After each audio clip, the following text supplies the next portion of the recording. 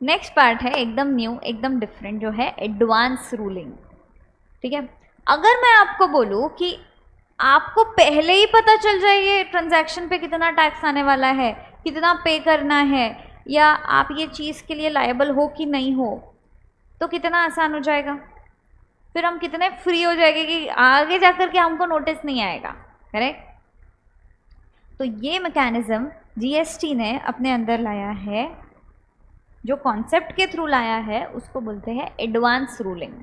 ठीक है, एडवांस में ही रूलिंग लेके रख लो कि क्या होएगा इसका मतलब, या ट्रांजैक्शन के ऊपर कैसे टैक्स पे करना है। ठीक है, फिर कल को जाकर के कोई डिपार्टमेंट स्क्रूटिनी लेकर के आता है तो हम क्या बोलेंगे, अपना एडवांस रूलिंग दिखाएंगे कि देखो हमने एडवांस रूलिंग लेकर के रखा है। हमको डिपार्टमेंट नहीं बोला ऐसे करने के लिए, इसलिए हमने किया। And advance ruling is binding on the applicant, ध्यान देना, ऑन द एप्लीकेंट और concerned officer plus jurisdictional officer, बराबर।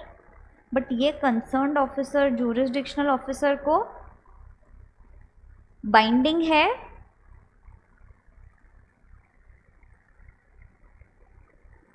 Only in respect of the said applicant.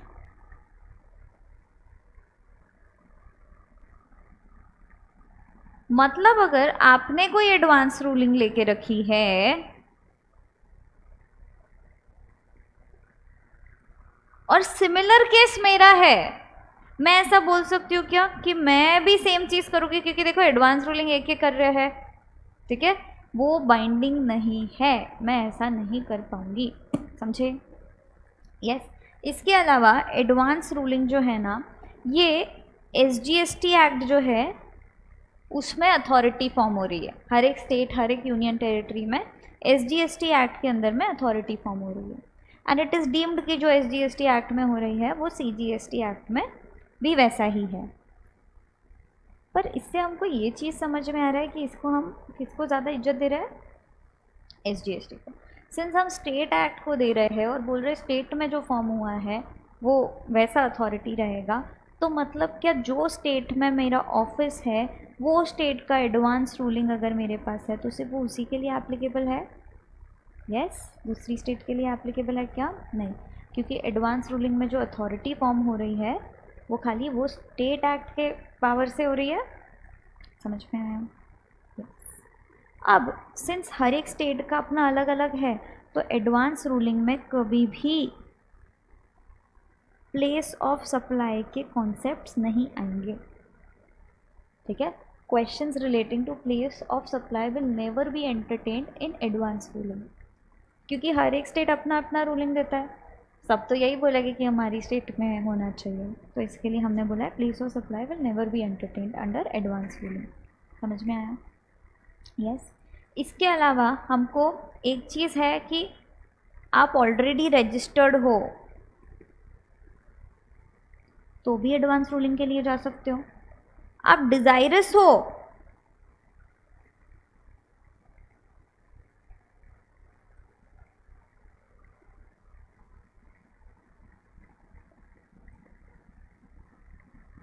तो भी जा सकते हो। मतलब क्या कुछ ऐसा कंडीशन है जो बोलता है सिर्फ registered person can apply for advance ruling? No, even unregistered person desirous of getting registration can apply for advance ruling.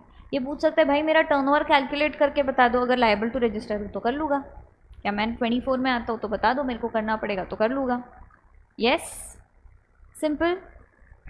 ठीक है, अच्छा, एडवांस रूलिंग कोई पर्टिकुलर टाइम के लिए आ रही है क्या? 1 महीने के लिए जो भी केसेस हुए, 1 साल के लिए जो भी केसेस हुए, 5 साल के लिए जो भी, कोई टाइम लिमिट ही डिफाइंड नहीं है। तो जब तक facts of the case same है, लॉ सेम है, तब तक वो एप्लीकेबल है। यस, अनलेस आपने कुछ झूठ बोल के एडवांस रूलिंग लिया तो फिर वो वॉइड एब इनिशियो है, वरना तो एक बार आ गया है तो एडवांस रूलिंग हम जब तक लॉ चेंज नहीं होता तब तक फॉलो कर सकते हैं। यस, अच्छा, 2 मैटर्स के ऊपर apart from place of supply, 2 matters के ऊपर एडवांस रूलिंग कभी भी नहीं आएगा।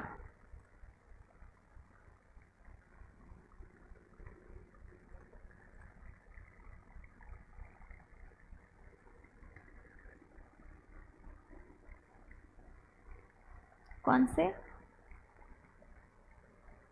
प्लेस ऑफ सप्लाई के अलावा हम बोल रहे हैं? पहला, अगर कोई क्वेश्चंस आपके ऑलरेडी पेंडिंग है, मतलब कि कोर्ट में ऑलरेडी चल रहे हैं कोई केसेस, एडवांस रूलिंग बोलेगा उसका मैं रूलिंग नहीं दूंगा क्योंकि तुम्हारा ऑलरेडी केस चल रहा है उधर पे, या किसी के जजमेंट ऑलरेडी निकल गए हैं, डिसाइडेड है, तब आप एडवांस रूलिंग अथॉरिटी को नहीं परेशान करोगे। और एडवांस रूलिंग अथॉरिटी दूसरे केस में नहीं जाएगा ना। अगर किसी ने वो चीज़ बोल दिया है तो हम बोलेंगे हम नहीं बोल रहे हैं वो चीज़ पे। या तो कोई आप किसी और से डील कर रहे हो, पेंडिंग है आपका केस, या ऑलरेडी डिसाइडेड है अपील्स वगैरह में जा करके, तब आप एडवांस रूलिंग में आओगे क्या? बिल्कुल नहीं। ठीक है, तो ये या ये केसेस जो है, in any proceedings in the case of an applicant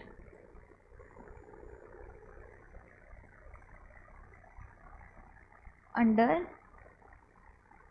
any provisions of the act। समझे?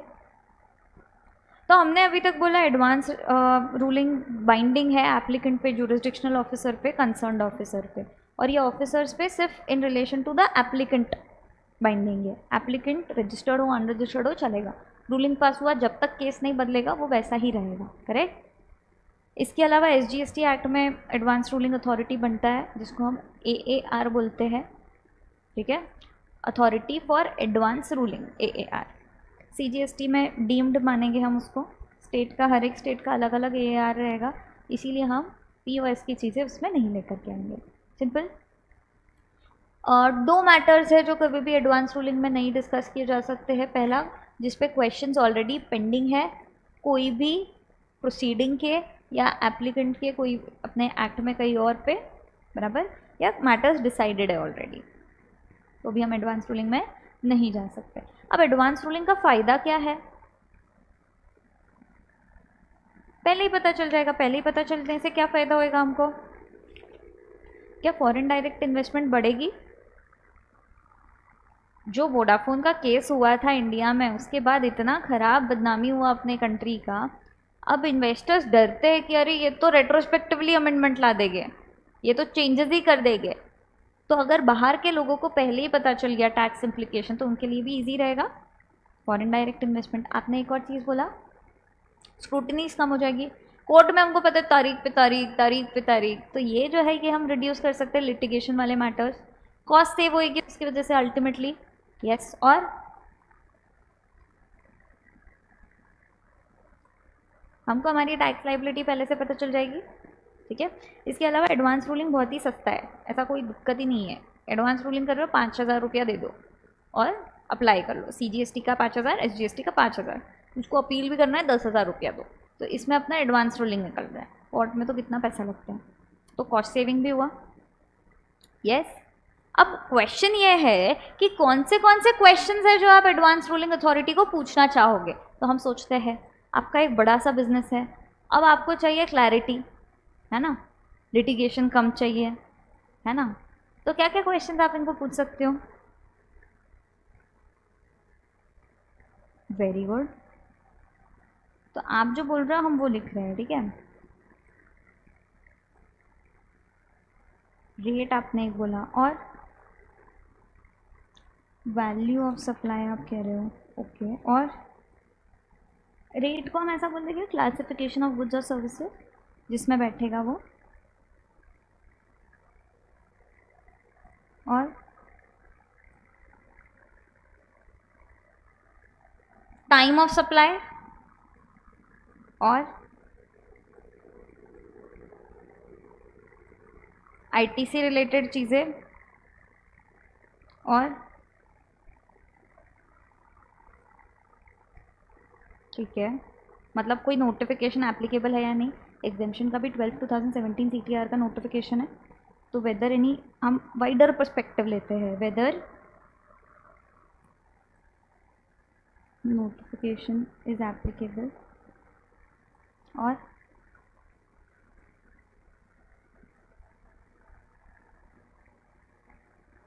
क्या ये आइटम सप्लाई है? आगे अपने फर्स्ट सेकेंड मॉड्यूल पे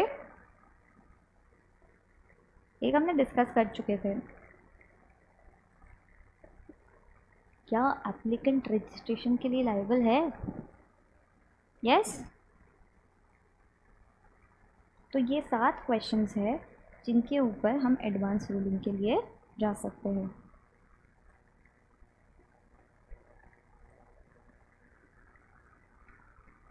समझे?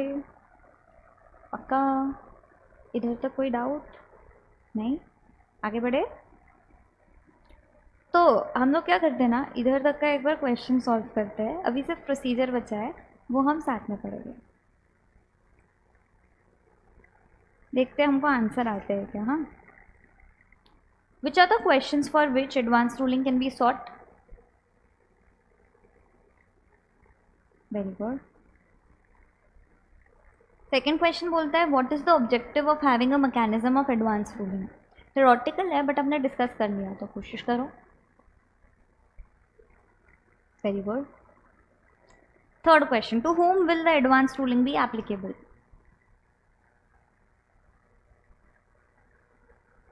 No. Question is, to whom will the advanced ruling be applicable?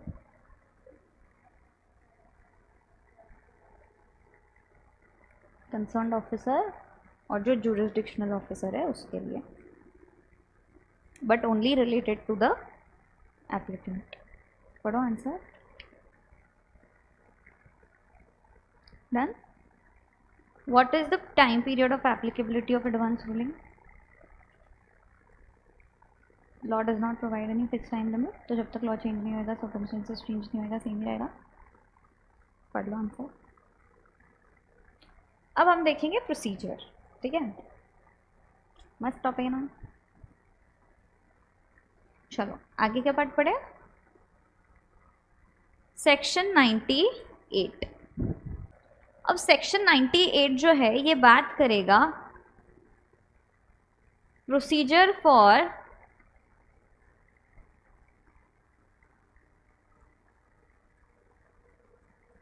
Obtaining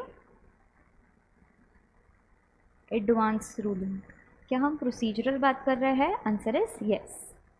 ध्यान से देखो, स्टेप 1 में क्या होएगा?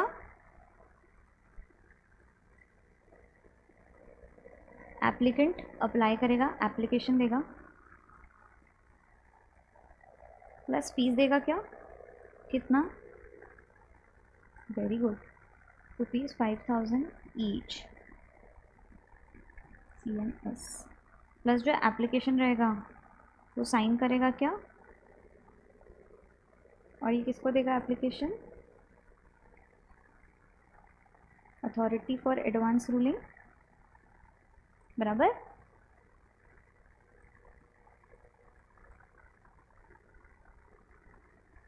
स्टेप 2,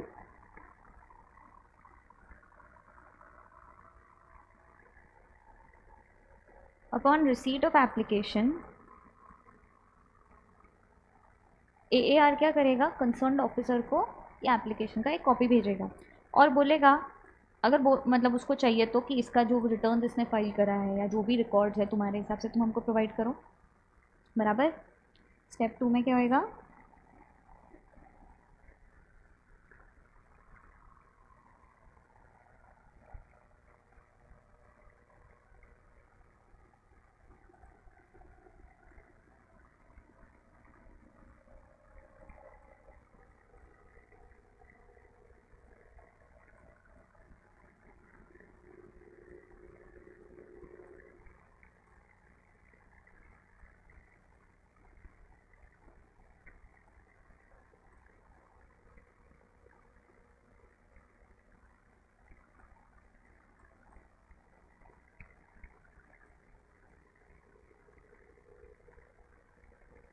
यस, ऑफिसर का जिम्मेदारी है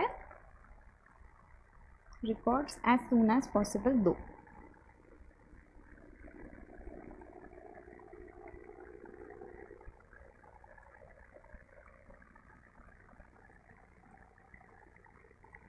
यस।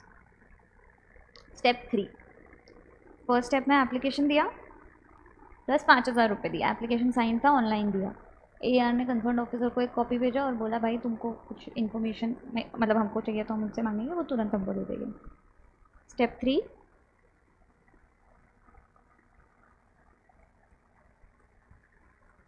अगर आपने कुछ ऐसे मैटर्स भेजे हैं जो पेंडिंग है या डिसाइडेड है, उसका क्या होएगा? रिजेक्शन।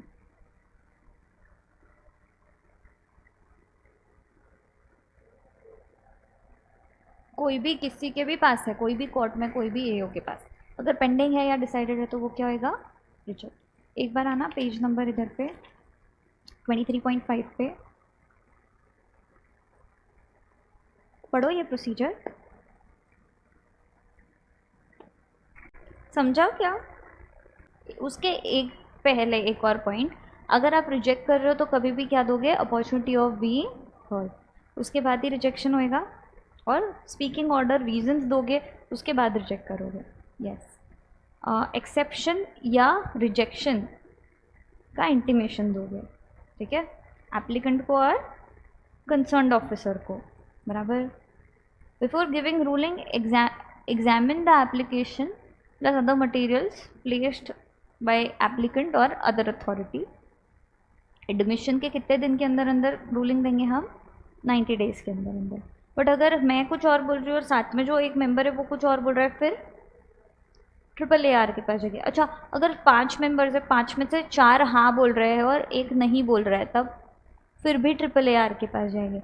हमको इधर मेजॉरिटी वगैरह नहीं चाहिए, हमको इधर एकदम श्योर होना है, क्योंकि बहुत बड़ा चीज़ है, सब पे बाइंडिंग होने वाला है ये, बराबर। अगर एक इंसान भी मना कर रहा है, वो जगह पे इसलिए है क्योंकि उसको इतना नॉलेज है, तो कुछ रीज़न होएगा इसलिए वो मना कर रहा है, तो इसलिए हम उसको कन्फ्यूजन रखेंगे ही नहीं, सीधा AAR के पास भेजेंगे। AAR ने बोला अरे ये तो बहुत डिफ़िकल्ट है, ये तो हमको भी नहीं समझ में आ रहा है, तब हम बोलेंगे एडवांस रूलिंग इसका पास नहीं होएगा। आप जब होएगा तब या तो कोर्ट में चले जाना, या तो जब भी केस होएगा तभी स्क्रूटिनी में जाना। यस, समझे? लिखे क्या फिर इसको? लिखा क्या आपने? ठीक है।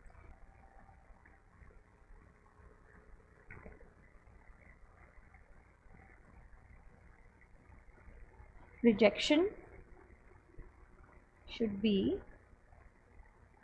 by speaking orders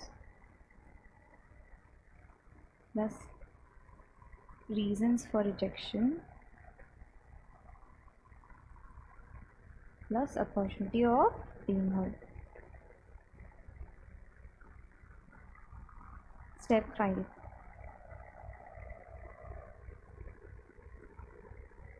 the copy of order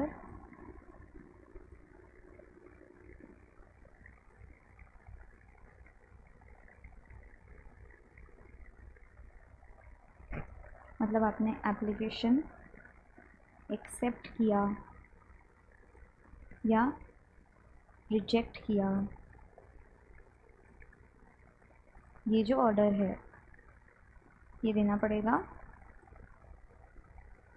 very good.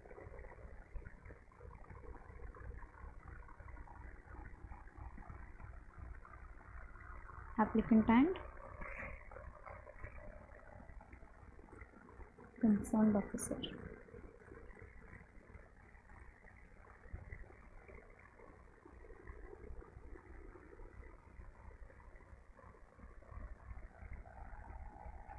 Before giving ruling,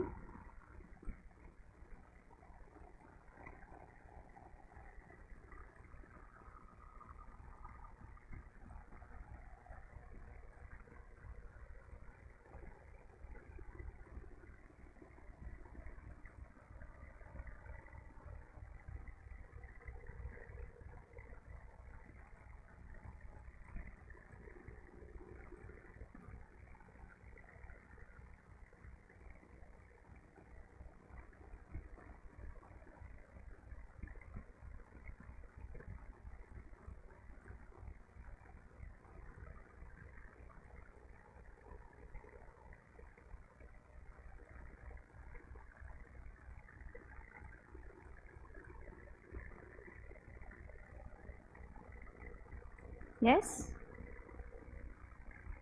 समझे? आगे की स्टेप्स अपन साथ में लिखेंगे। डिस्कशन हो गया कि भाई before pronouncing AR opportunity of being heard दो, और फिर सबको एक एक कॉपीज़ बांट दो, ऑथराइज्ड पर्सन वगैरह, sorry authorize applicant, concern officer, jurisdictional officer. अगर ये AAAR के पास जाता है केस तो ऊपर जाएगा, वो जब भी पास करेगा तब AAR ये दो ऑफिसर्स और एप्लीकेंट तीनों को देगा। सिंपल। आगे बढ़े। Last second part of this topic,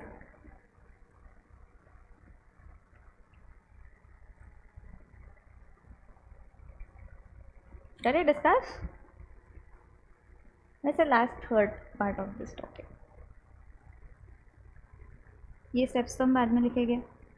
अब हमने बोला कि AAR ने अगर कुछ पास कर दिया, क्या वो बाइंडिंग है? Answer is yes. बट हमको लगता है AAR ने गलत डिसीजन लिया, तब हम क्या उसको अपील कर सकते हैं? Answer is yes. किधर कर सकते हैं? AAAR। कौन कर सकता है? वेरी गुड, एप्लीकेंट और कंसर्न्ड ऑफिसर बोलो, या एप्लीकेंट तो बोल दिया ना, या बराबर।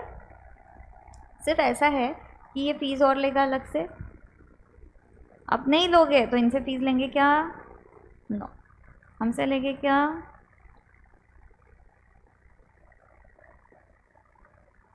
बराबर। प्लस जो एप्लीकेशन है वो साइन करके मांगेंगे, ठीक है।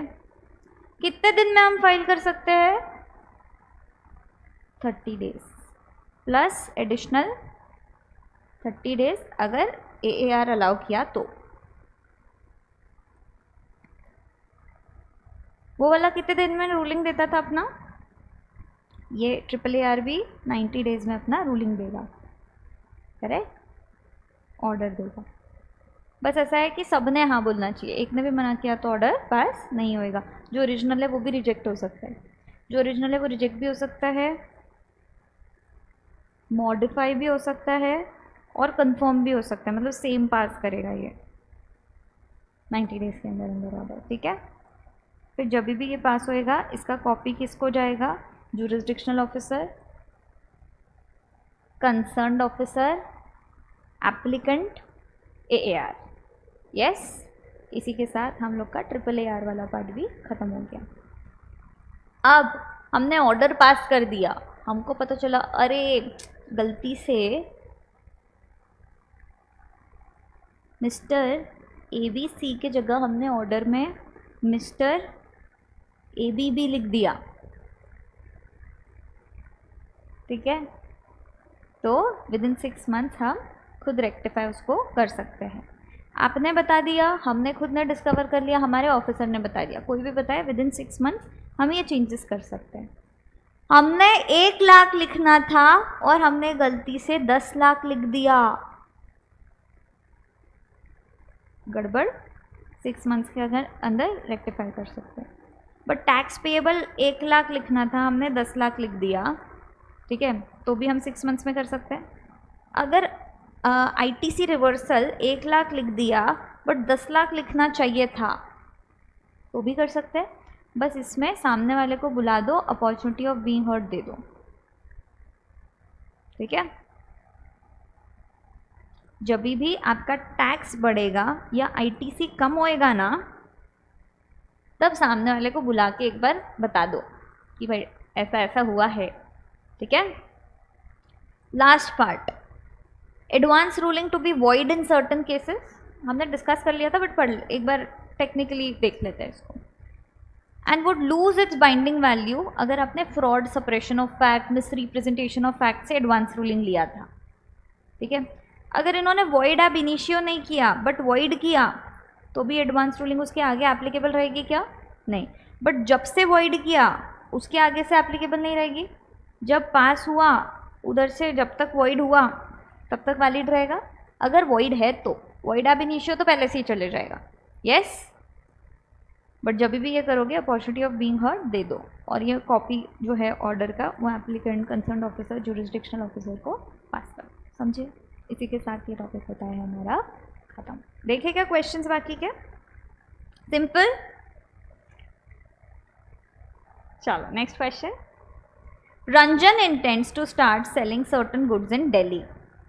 However, he is not able to determine the classification of goods proposed to be supplied by him, as the classification of said goods has been contentious. Confused है वो? And the place of supply if he supplies goods from Delhi to buyers in US.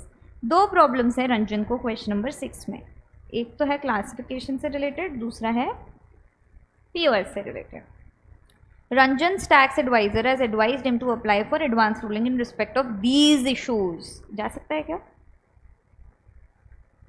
बराबर, classification के बारे में जा सकता है, POS के बारे में नहीं। He told Ranjan that the advance ruling would bring the certainty and transparency in respect of said issues and would avoid litigation later. Ranjan agreed with his views but has some apprehensions. In view of the information given above, you are required to advise Ranjan with the following respect. पढ़ो first question.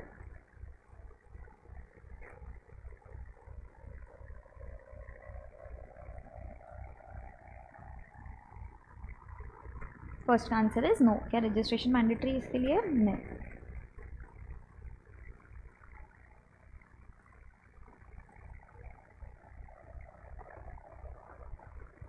No. Third,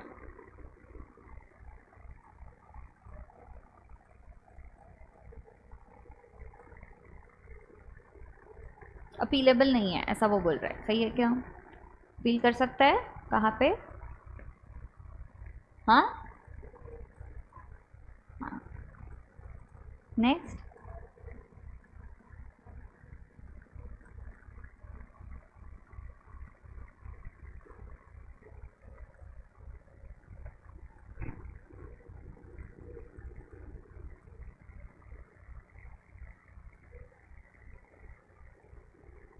समझे? 7।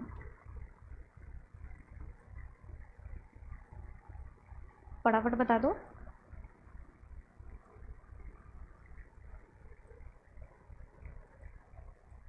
Advance पहले आपका आना चाहिए, जब भी वो application receive करेंगे एप्लीकेशन साइंड होना चाहिए, सर्टिफाइड साइंड होना चाहिए।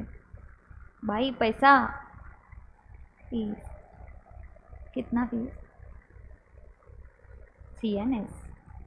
फिर ये पूछे, ये कॉपी भेजेगा कंसर्न ऑफिसर को और मांगेगा कुछ रिकॉर्ड्स, अगर मांगना है तो उसको as soon as possible provide करना है। फिर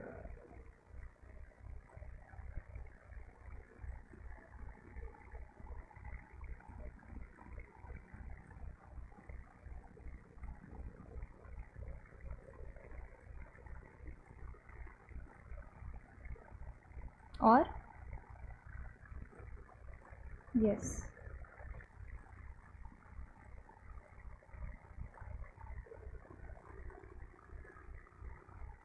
और अगर कुछ कंफ्यूजन रहा तो ठीक है। Briefly explain whether an appeal could be filed before the appellate authority with reference to section 100 and 101। Yes, it can be filed to AAAR 10,000 plus, मतलब C और S में देके, बट अगर अथॉरिटी कर रही है तो नहीं। कितने दिन के अंदर अंदर? 30 days plus 30 days। Very good. अगला, सबने हाँ एप्लीकेशन साइन करके देंगे सब कुछ। अगर सबने हाँ बोला तो ठीक, करेक्ट, मॉडिफाई, रिजेक्ट, तीनों भी हो सकता है, मतलब कंफर्म, मॉडिफाई, रिजेक्ट। समझे? 90 days में ऑर्डर पास करेंगे। अभी पढ़ लो 6, 7, 8, फिर लिखेंगे। इसी के साथ हम लोग का एडवांस रूलिंग होता है ख़त्म विद क्वेश्चन।